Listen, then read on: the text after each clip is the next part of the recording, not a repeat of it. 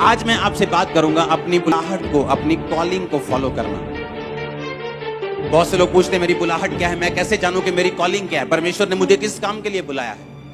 हर एक विश्वासी की जिंदगी में दो तरह की बुलाहट है। लिखो, पहली तरह की बुलाहट को मैं आपके साथ शेयर करूंगा। हम पढ़ेंगे रोमियो 12 उसकी 1 और 2 आयत को अपनी स्क्रीन के ऊपर।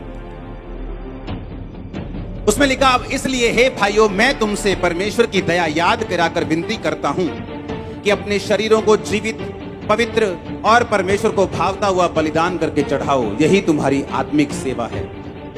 इस संसार के सदृश ना बनो, परंतु तुम्हारी बुद्धि के नए हो जाने से तुम्हारा चाल चलन भी बदलता जाए, जिससे तुम परमेश्वर की भली भावती और सिद्ध इच्छा अनुभव से मालूम करते रहो। परमेश्वर का वचन कहता, तुम परमेश्वर की सिद्ध इच्छा, भली इच्छा और भावती इच्छा अनुभव से मालूम करते रहो। और उसने कहा कि अपने शरीरों को जीवित, पवित्र और परमेश्वर को भावता हुआ बलिदान करके चढ़ाओ, यही तुम्हारी आत्मिक सेवा है। उसने कहा पहली तरह की बुलाहट यह है कि तुम अपने जीवनों को, अपने शरीरों को जीवित, व्यभिचार से अलग, नशे से अलग, पाप से अलग, गालियों से अलग जीवित शरीर परमेश्वर को चाहिए। आपका ये पहली बुलाहट है परमेश्वर को। ये तुम्हारा शरीर नहीं कि तुम सूटे मारो इसके साथ, ये तुम्हारा नहीं। किसका है ये? ये तुम्हारा नहीं कि तुम तंबाकू लगाओ इसके साथ। किसका है ये? वो कहता, तुम अपने शरीर को जीवित दो मुझे, पवित्र दो मुझे, और परमेश्वर को मन भावता हुआ बलिदान करके दो। किसको देना है? अपने शरीर को। कैसा देना है? कहता है जीवित, पवित्र और मन भावता हुआ। जैसे परमेश्वर को, जैसा परमेश्वर को भाता है, वैसा तुमने परमेश्वर को, अपने शरीर को क्या करना है? बलिदान देना है और परमेश्वर को अपनी बॉडी दे देनी है। ये तुम्हारी आत्मिक सेवा है, ये तुम्हारी पहली कॉलिंग है। जब तुम मसीह में आते हो, परमेश्वर तुम्हें ये नहीं बताता कि मैंने तुम्हें एक पास्टर होने के लिए या एक बड़ा जन होने के लिए या एक बड़ी बिजनेस में आशीष देने के लिए चुना है। पहले वो तुम्हें यही कहता है कि तुम अपने शरीर को जीवित करके, मन भावता करके और पवित्र करके मुझे सौंप दो, ताकि जो असली बुलाहट में मैं तुम्हें लेके जाना चाहता हूं, मैं लेके जा सकूं। समझ आई इतना कि नहीं आई? उसने कहा यही तुम्हारी आत्मिक सेवा है कि अपने शरीर को जीवित करके और मन भावता करके और पवित्र करके मुझे सौंप दो। यही तुम्हारी क्या है? आत्मिक सेवा है। अगर परमेश्वर ने यह सोचा हुआ है कि आपका छुटकारा वो तब करेगा जब आप उसकी सेवा को फॉलो करेंगे। मेरा छुटकारा तब हुआ जब मैंने सेवा को फॉलो किया, जब मैंने मिनिस्ट्री की, जब मैंने सेवा की। ये मेरी बुलाहट थी, मेरी बुलाहट थी सेवा करने की, लोगों के ऊपर प्रार्थना करने की। और जब मैंने इस बुलाहट को फॉलो किया, तब मेरी लाइफ में पूरा छुटकारा हुआ। चाहे मैं 40-40 रोजे रख के कितनी बार रोता रहा, मांगता रहा, प्रार्थना करता रहा, प्रभु के साथ नाराज भी होता रहा, प्रभु को भेंट भी चढ़ाता रहा, क्रूसेड्स करवाता रहा, मीटिंग्स करवाता रहा, बोलता रहा, सब कुछ करता रहा। लेकिन परमेश्वर ने कहा ये सब बातें ठीक हैं, ये तेरी हेल्प करेंगी आगे बढ़ने में, लेकिन तुझे मेरी पूरी बुलाहट को फॉलो करना पड़ेगा। अगर तू मेरी जिंदगी में, अपनी जिंदगी में चाहता है कि मैं तुझे संपूर्ण छुटकारा दूं जैसा तू चाहता है। लेकिन बात यह है कि परमेश्वर आपको छुटकारा नहीं दे सकते और आपको दूसरी बुलाहट जो परमेश्वर की आपकी लाइफ में है वो आपको नहीं लेके जा सकते अगर आपने पहली कंडीशन को पूरा नहीं किया है। अगर आपका शरीर मन भावता हुआ बलिदान करके आपने परमेश्वर को नहीं चढ़ाया हुआ, तो वो आपको दूसरी बुलाहट में नहीं लेके जा सकते। अगर आपने 8वीं क्लास पास नहीं की तो आपको 9वीं 10वीं में नहीं लेके जा सकते। बहुत से लोगों का छुटकारा नहीं होता क्योंकि उन्हें मालूम नहीं मेरा छुटकारा होगा कैसे। मेरा हस्बैंड शराब पीता है, मेरा छुटकारा कैसे होगा? मेरे बच्चे नशा करते हैं, मेरा छुटकारा कैसे होगा? मेरे को फाइनेंशियल ट्रबल है, मेरा छुटकारा कैसे होगा? छुटकारे के लिए आपको प्रोसीजर फॉलो करना पड़ेगा। क्रिश्चियनिटी जो लाइन है ये शॉर्टकट की लाइन नहीं है। आपको हर एक कोर्स को फॉलो करना पड़ेगा, हर एक लाइन को फॉलो करना पड़ेगा, और परमेश्वर आपके साथ होंगे। अब जब मुझे मालूम है कि परमेश्वर ने मुझे एक काम करने के लिए बुलाया है, तो मुझे क्या करना है? मुझे पहली बुलाहट पूरी करनी है कि सबसे पहले अपने शरीरों को मन भावता करके, पवित्र करके और जीवित करके मुझे परमेश्वर को सौंपना होगा। कहता यही तुम्हारी आत्मिक क्या है? तुम्हारी सेवा है। कहता तुम्हारे बुद्धि के नए होने से तुम्हारा चाल चलन भी बदलता जाए। और बुद्धि नहीं कैसे होगी? जब हम अपने शरीर को वचन के आगे सौंप देंगे, हम रोज परमेश्वर का वचन पढ़ेंगे, हमारी बुद्धि नहीं होती जाएगी। जब बुद्धि नहीं होती जाएगी, चाल चलन बदलता जाएगा, और जैसे ही हमारा चाल चलन उस लेवल पे आ जाएगा, परमेश्वर आपको दूसरी बुलाहट से बुला लेंगे, आपसे अपने काम लेना शुरू करेंगे, और छुटकारा आपके पास होगा जो आपको चाहिए। आपको कितनी जरूरत है हीलिंग की, आप कितना रोती हैं, कितना तड़फती हैं, इस बात से आपकी चंगाई नहीं होगी। दुख के हिसाब से चंगाई नहीं होती। बाइबल में हमें लगता है 45 साल से मेरे बच्चा नहीं, अब मैं चर्च में आ गई हूं, अब तो होगा। ये मायने नहीं करता कितने साल से नहीं हुआ। हन्ना जब बच्चा नहीं होता था तो अपने पति को बोलती थी, मैं तेनू नहीं बुलाना आज, तो मैं नहीं रोटी खानी। वो बोलता था मेरा कसूर क्या है? मेरी दूसरी पत्नी के, पुराने टाइम में एक से ज्यादा पत्नियां होती थी, वो बोलता था दूसरी पत्नी के है, तेरे नहीं। अगर यहोवा ने तेरी कोख को बंद किया है तो मेरा क्या कसूर है? क्या मैं तेरे लिए 10 बेटों से 7 बेटों से भी अच्छा नहीं हूं? बाइबल कहती है वो उसको दुगना देता था, हर चीज, हर ब्लेसिंग, पैसा, सपोर्ट, दुगना प्यार करता था। लेकिन फिर भी बाइबल कहती है वो कुड़ती थी, खाना नहीं खाती थी, रोती थी, उसकी सौतन उसको चिढ़ाती थी, इतना कुछ ड्रामाबाजी घर में चलती थी, तब भी उसकी कोख नहीं खुली। और परमेश्वर के घर में जाके गई और बोली, परमेश्वर अगर तुम मुझे बच्चा, बेबी बॉय दे, मैं तेरे भवन में वापिस कर दूंगी। करब खुल गया उसका।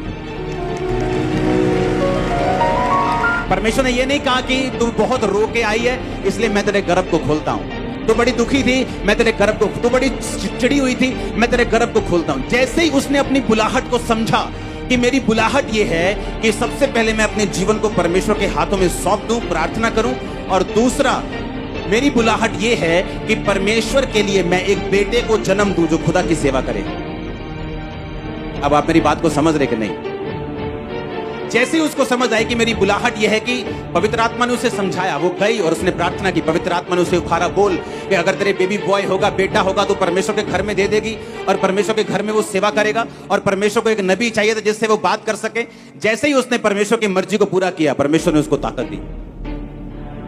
मैंने लोगों को मसीह बनते देखा है, लेकिन उनका पूरा छुटकारा होते हुए कई बार नहीं देखा, क्योंकि पूरा छुटकारा निर्भर करता है कि मसीह बनने के बाद, अपने शरीरों को जीवित प्रभु को चढ़ाने के बाद, जब परमेश्वर आपसे दूसरी बुलाहट के विषय में कुछ कहता है, आप उसे पूरा करते हैं कि नहीं करते। कई बार कुछ लोगों को परमेश्वर ने बुलाया होता है सेवा करने के लिए, एक खास जगह के ऊपर सेवा करने के लिए। अगर परमेश्वर ने मुझे इस जगह सेवा करने के लिए बुलाया है, मैं जितना मर्जी अनॉइंटेड हूं, गिफ्टेड हूं, अगर मैं जगहें चेंज कर दूंगा, परमेश्वर मेरे साथ सेवा नहीं करेगा। मैं पूरी दुनिया में जाऊंगा इस्तेमाल होने के लिए, वो बात अलग है, लेकिन मेरी मेजर सेवकाई कहां है? आपके बीच में। आप मेरी बात समझ रहे कि नहीं? मेरी ब्लेसिंग भी यहीं पे है, मेरी प्रोटेक्शन भी फिर यहीं पे है, सारा कुछ यहीं पे है, क्योंकि मेरी कॉलिंग ये है, मेरी बुलाहट ये है। अगर परमेश्वर ने किसी व्यक्ति को एक चर्च में सेवा करने के लिए बुलाया तो उसका छुटकारा वहीं होगा, वो चाहे 7-10 साल बाहर घूम के देख ले, उसका छुटकारा नहीं, संपूर्ण छुटकारा नहीं होगा। ये एक डर वाली बात है, और ये एक परमेश्वर के सामने रेफरेंस, हमें डर लगता है परमेश्वर जब हम इस बात को सोचते हैं। तो कई बार मैं ऐसे लोगों को जानता हूं, मैं पूरे पास्टर्स को मिलता हूं, लोगों से दुनिया घूमता हूं, ऐसे लोगों को जानता हूं जिनकी बुलाहट है वो चर्च में फुल टाइम सेवा करना, लेकिन उनके फनी बिहेवियर की वजह से, उनके गलत बिहेवियर की वजह से पास्टर उनको फुल टाइम नहीं रख पाता, और जब वो फुल टाइम उन्हें सेवा करने का मौका नहीं देता, उनका छुटकारा नहीं होता। अब वो सेवा कर भी रहे लेकिन पूरे छुटकारे में नहीं। बाइबल में लिखा कुछ बरकतें परमेश्वर ने अपने दासों के हाथ में दी हुई हैं, उसके हक में रखी। जिनके पाप तुम माफ करो, उसने कहा उनके माफ किए गए। अपने दासों को कहा जिनके तुम रखो उनके रखे गए। ये बात लोगों को मालूम नहीं। और जब एक आदमी अपनी बुलाहट को समझ जाता है कि मेरी कॉलिंग ये है, सबसे पहले परमेश्वर के साथ वफादारी, उसके बाद जो दूसरी बुलाहट है उसको कंप्लीटली फॉलो करना, ताकि परमेश्वर मेरी जिंदगी में संपूर्ण काम कर सके। मैं आपको लिख के देता हूं, वो किसी की शक्ल नहीं देखता। आप बड़े से बड़े दास हो, आप बड़े से बड़े बोने वाले हो, आप बड़े से बड़े सेवक हो, बड़े से बड़े सिंगर हो, बड़े से बड़े विश्वासी हो, वो किसी की शक्ल नहीं देखता। क्यों पढ़ूं मैं पुराना नियम जो 5000 साल पुराना है? मैं आज का इंसान हूं, मैं कंप्यूटर इंजीनियर हूं, मैं आज का बंदा हूं। मैं 10,000 साल पुरानी, 5,000 साल पुरानी, 3,000 साल पुरानी बातें क्यों पढ़ रहा हूं?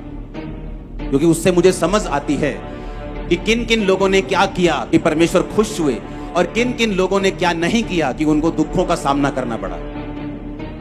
पहला राजा 1 उसकी 5 और 6 आयत को मैं पढ़ूंगा, आप अपनी स्क्रीन पे उसे देखेंगे। तब हगीत का पुत्र ओतनिया, ओतनिया कौन है? दाऊद का बेटा, सिर ऊंचा करके कहने लगा मैं राजा बनूंगा। सो उसने रथ और सवार और अपने आगे आगे दौड़ने को 50 पुरुष रख लिए। उसके पिता ने तो जन्म से लेकर उसे कभी यह कहकर उदास ना किया था कि तूने ऐसा क्यों किया। वह बहुत रूपवान यानी बहुत सुंदर था और अबशालोम के पीछे उसका जन्म हुआ था। फिर से अपनी स्क्रीन के ऊपर देखेंगे इस वचन को। उसके पिता ने जन्म से लेकर उसे कभी यह कहकर उदास नहीं किया था, तूने ऐसा क्यों किया। जब कोई बच्चा शरारत करता है, कोई ऐसा काम करता है जो वचन के खिलाफ है, जब हम ये वर्ष पढ़ते हैं तो हमें ऐसा लगता है कि दाऊद बड़ा अच्छा आदमी था। लगता है कि नहीं? बहुत सॉफ्ट, अपने बेटे को कभी नहीं डांटा, प्यारा आदमी, कभी उदास नहीं किया। लगता है कि नहीं? हाँ, बचपन से लेके जवान तक कभी उदास नहीं किया अपने बेटे को। हमें पढ़ के ऐसा लगता है हमें भी ऐसा हो जाना चाहिए। लेकिन वचन क्या कहता है, आज हम वो पढ़ेंगे। नीति वचन 22 उसकी 6 आयत में लिखा हुआ, लड़के को उसी मार्ग की शिक्षा दे जिसमें उसको चलना चाहिए, वो बुढ़ापे में भी उससे ना हटेगा। सब बोलो आमीन। यशायाह 54 उसकी 13 आयत में लिखा, तेरे सब लड़के यहोवा के सिखलाए हुए होंगे और उनको बड़ी शांति मिलेगी। परमेश्वर के वचन में लिखा, अपने लड़के की ताड़ना छड़ी से कर। तो तू छड़ी से जब उसकी ताड़ना करेगा तो उसको मृत्यु से बचाएगा। पर दाऊद ने अपने लड़के की ताड़ना छड़ी से नहीं की, और उसने अपने लड़कों को कभी नहीं सुधारा, और कभी भी बाइबल से उनको यह शिक्षा नहीं दी बचपन से लेके कि तुम्हें यहोवा के सामने कैसे चलना है। दाऊद अपनी जिंदगी के हर हिस्से में महाकामयाब व्यक्ति था, लेकिन अपने परिवार में वो एक फेल व्यक्ति था।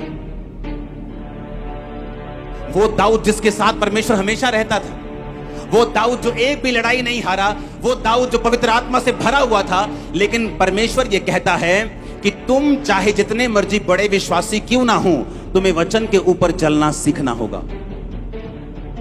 उसने अपने लड़के की ताड़ना कभी नहीं की, जबकि बाइबल कहती है अपने लड़के की ताड़ना छड़ी से कर। तो जब छड़ी से तू ताड़ना देगा अपने बेटे को, तो उसको मौत से बचा लेगा। पर दाऊद ने कभी अपने बेटे को ताड़ना नहीं दी, उसको कभी उदास नहीं किया, उसको हमेशा शाबाशी देता रहा और बोलता रहा कोई बात नहीं, सियाना हो जाएगा। आप मेरी बात समझ रहे कि नहीं?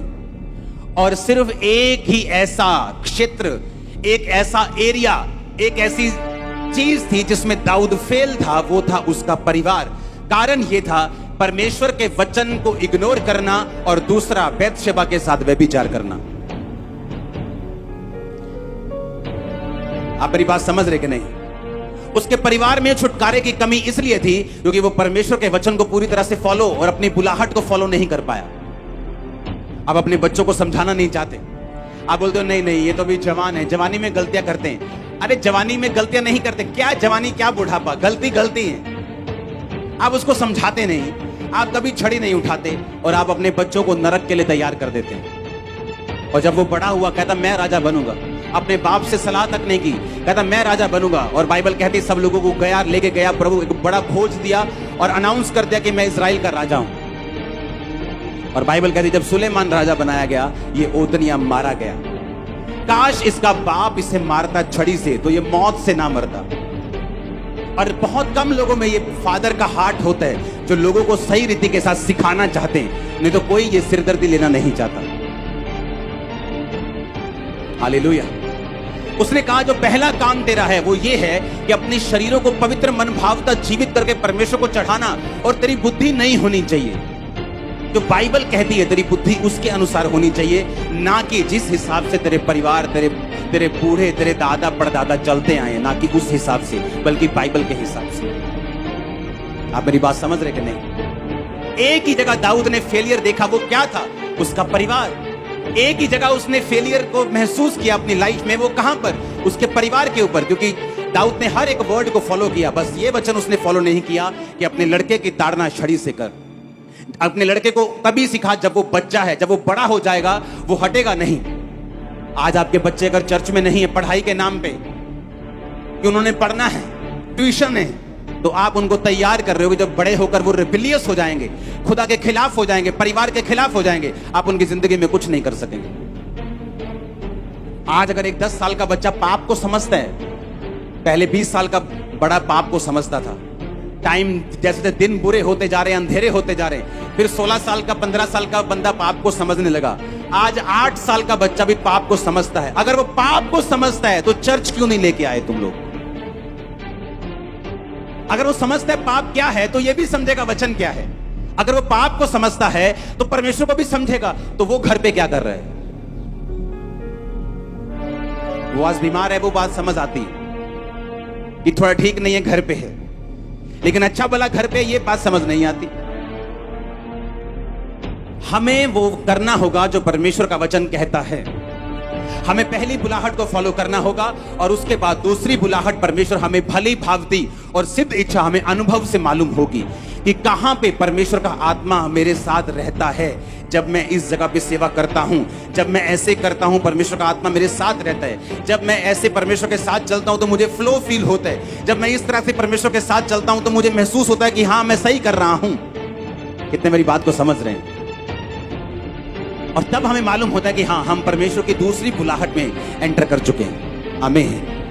आप चर्च में आते जा रहे हैं, अपनी जिंदगी परमेश्वर को आपने दे दी, अपने शरीरों को बलिदान करके परमेश्वर को दे दिया। धीरे धीरे आपको समझ आती है मुझे सुसमाचार देना है। धीरे धीरे आपको समझ आती है मुझे अपने अगुए के लिए 40 रोजे रख के प्रार्थना करनी, मुझे अपनी बहन के लिए प्रार्थना करनी, मुझे बीमारों के लिए प्रार्थना करनी। धीरे धीरे धीरे आप उस सेवा में एंटर करना शुरू और बुलाहट में एंटर करना शुरू कर देते हैं और वही छुटकारे का कारण बनती है। आमीन।